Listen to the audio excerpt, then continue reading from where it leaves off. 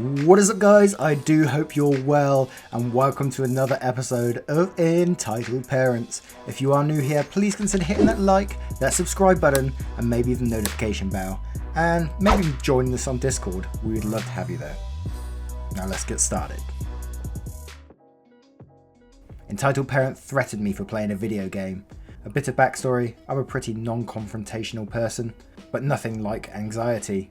I like to play video games on my Nintendo Switch because I can take it anywhere, and I'm also a teenager. Sorry for the weird formatting, I'm on mobile. Now to the story. One day I decided to go to the mall with my friends. While I was at the food court, I decided to take out my Nintendo Switch and wait for my friends to get their food. Then EP walks up to me. I already knew that there was going to be trouble. The following conversation occurs. "What do you think you're doing playing those demonic mind melting games in public?" I'm sorry, but this game is completely safe." The game was Flat Heroes. "Don't you try to mess with me. I read the news and I know for a fact that those PlayStations are corrupting teenagers' minds and causing crime rates to skyrocket." I'm sorry, this has nothing to do with you." "Yes, it does. You know that my children can see this mind-altering machine, and who knows what will happen." Know that my friends have just come back with their food and ask if they can just eat while walking around, and I agree. But EP is having none of this and reaches for my Switch and proceeds to throw it on the ground. "I'm doing this for the good of humanity." Luckily nothing broke. I had a lot of protection on it, but I was still in shock. We decided to call security, but they really could not do anything apart from kick her out without a warning. This whole exchange, she kept mentioning a child, and I never saw one. So was this some entitled parent, or was it just some mental person? EP calls brother a retard, gets clapped back on hard. Alright, so the first time this got posted, it got removed for whatever fucking reason. And since I've gotten quite a few messages asking for it to repost, here it is. "Hey guys, first posting this sub, and I figured I'd dig out an oldie but goldie about me and my brother. This is what I say about 6 or 7 years ago, so some details may not be exact, but I tell the story as best as I can without embellishing too hard. Now for some context, my brother has a disability that makes him fall into the classification of being mentally retarded, but it's far from such. He's a great person with a wonderful personality, and his disability simply causes him to have some minor issues and speech impediment, but the way that the testing for mental handicap is done in the state that we lived in is pretty shit, so he got that nifty label thrust upon him at a young age, and it just kind of stayed. Anyways, on with the story. So as I said before, this was about 6 or 7 years ago. Me and my brother, who from here will be called A, had some extra money and a few games to dump off, so we decided to go to our local neighbourhood rip-off artist who had a nice big red and white sign. You know who I mean. Well, we get there and we're browsing around to see what's what and pursuing the Warlow games. That's when enter stage left, entitled Mum. We'll call her Karen, because why not? EM gets a little stale, you know. And a precious walking ball of afterbirth, we'll call him FA henceforth, waltz into the store. Now I'm usually a pretty chill guy. Don't get into confrontation and mind my own business. My brother is the exact same way. But when this lady and her kid, and I mean I guess you could call it kid, it kind of looked like the Kool-Aid man and the Pillsbury Doughboy had some sort of weird incest. You know, we'll just chalk it up to his mum, birthed him under some power lines or something. Walked in, I just knew there was going to be an issue. The whole thing started when they came over to the game hall and started looking near us. Of course, me and my brother being polite, we stepped back out the way to give them room. This was the first interaction. Me moves back. Excuse me, could you not... I'm sorry, what was that?" I said, "Could you not?" "Could I not what? I'm not doing anything. I just moved out the way to give you all room to walk." A grunts in agreement. "Well, you should have just walked away. You seem to be done looking anyways." "No, ma'am, we're not. We're just being polite." "Well, I would appreciate if you two would just go away. You're disturbing my son's browsing." "Yeah, get lost, losers. You don't even look like you could afford a decent game anyway." And he snorts as he laughs. I'm very peaceful, so I throw my hands up, say fuck it, grab a couple of games, I believe it was Hitman Absolution and Fallout New Vegas, and headed to look at some other stuff in the store. Anything to get far away from Karen and her microwaved hamster as I could. So we caroused around a bit longer and then headed to the checkout. Now my brother rarely, and I mean rarely, wants to actually interact with people when we go shopping. But today he was feeling fresh, so he asked me if he could pay and such. Me being the cool older bro that I am was like, hell yeah. Anything to help him branch out and be a bit more sociable, you know. Then wouldn't you know it, Karen and the walking shit stain get in line behind us. Now this wouldn't have been so bad had he not audibly groaned at the sight of us. Then he proceeded to huff at every moment that passed. My brother was doing his best to articulate and pay, and doing a superb job to be honest, when all of a sudden, From the peanut gallery I hear, "Oh my god.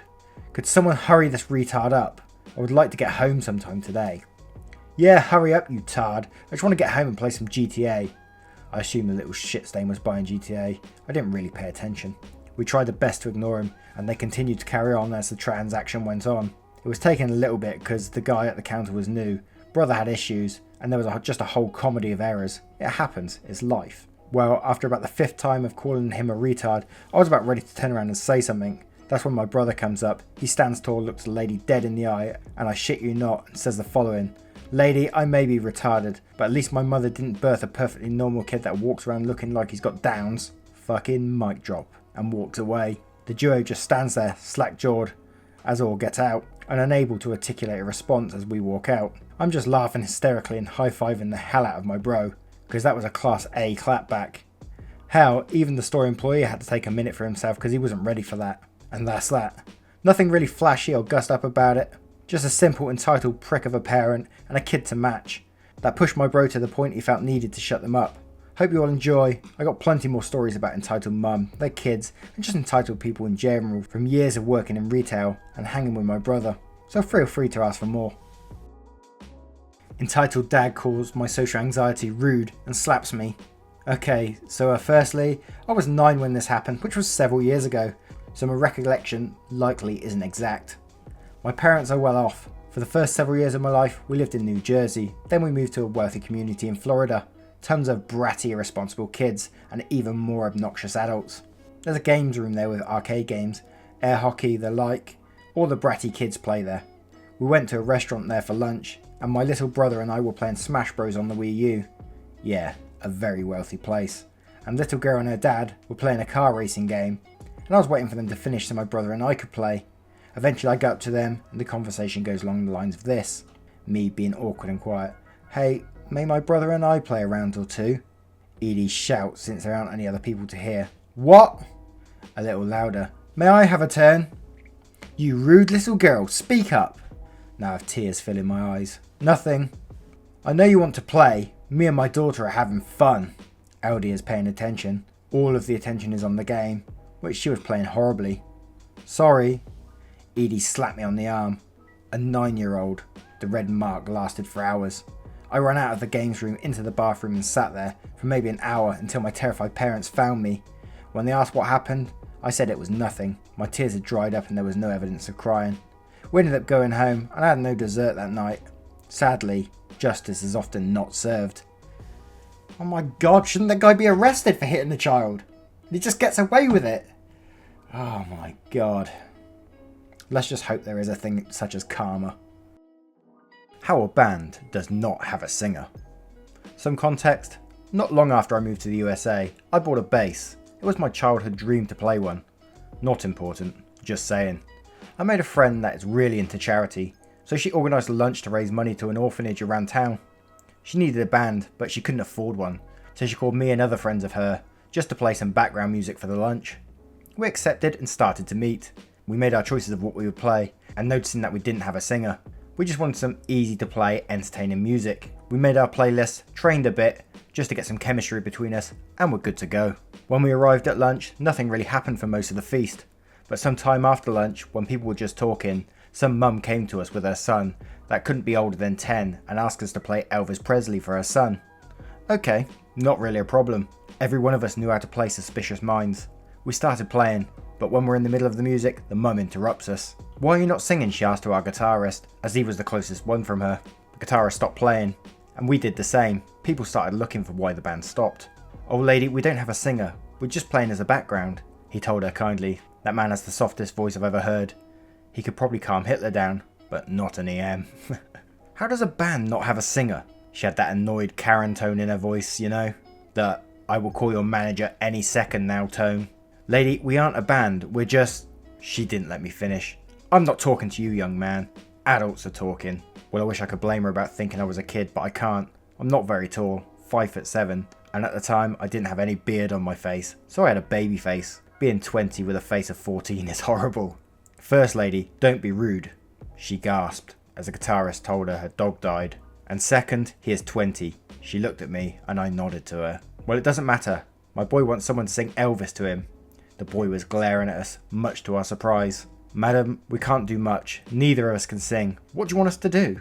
At this time, every single person was looking at why the band stopped. My friend that organised the lunch was coming to see what was happening.